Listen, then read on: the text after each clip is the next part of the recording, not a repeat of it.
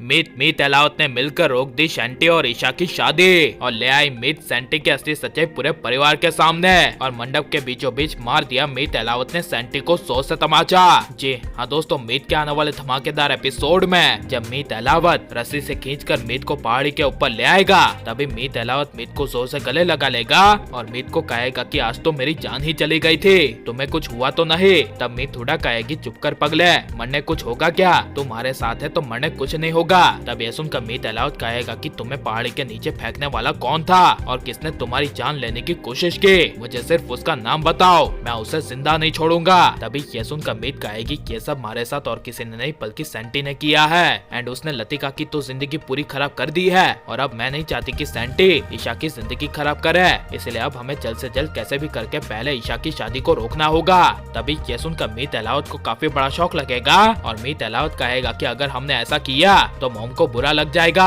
और वो कुछ भी आज अशुभ देखना नहीं चाहती, उनका बीपी पहले से ही हाई है। तब ये सुनकर मीत कहेगी वो सब एक दिन के लिए ठीक हो जाएगा, लेकिन अगर आज हम ईशा की शादी को नहीं रोक पाए तो ईशा की पूरी जिंदगी वो सेंटी बर्बाद कर देगा। और तुम मीत क्या चाहते हो कि ईशा की जिंदगी बर्बाद हो? तब ये सुनकर मीत अलाउत कहेगा कि नहीं। जिसे सुनकर मीत कहेगी तो चलो अब हमारे पास वक्त बहुत कम है, हमें जल्द से जल्द सेंटी ईशा की शादी को रोकना होगा। जिसके बाद जब मीत अलाउत तेज कार चलाकर अपने घर मीत के साथ पहुंचेगा और मीत अलाउत की माँ मीत के साथ मीत को देखेगी, तभी मीत अलाउत की माँ का बीपी बढ़ने लगेगा। लेकिन जैसे ही मीत अलाउत की नजर शादी के मंडप में सेंटी के ऊपर जाएगी, तभी मीत अलाउत बीच शादी में ही सेंटी का कॉलर पकड़कर सेंटी को जोर से तमाचा मार देगा। और लेकिन सेंटी भोला भाला बनकर नाटक करते हुए कहेगा कि मीत तुझे क्या हो गया है, तू मुझे इस तरह मार क्यों रहा है, मैंने आखिरकार कौन सी गलती की है। तभी ये सुनकर चिल्लाते हुए मीत अलाउत कहेगा कि इसने मेरी मीत की आज जान लेने की कोशिश की और पहाड़ी के नीचे धकेल दिया, और वो भी इसलिए क्योंकि इस सेंटी की सच्चाई मेरी मीत के सामने आ गई थी,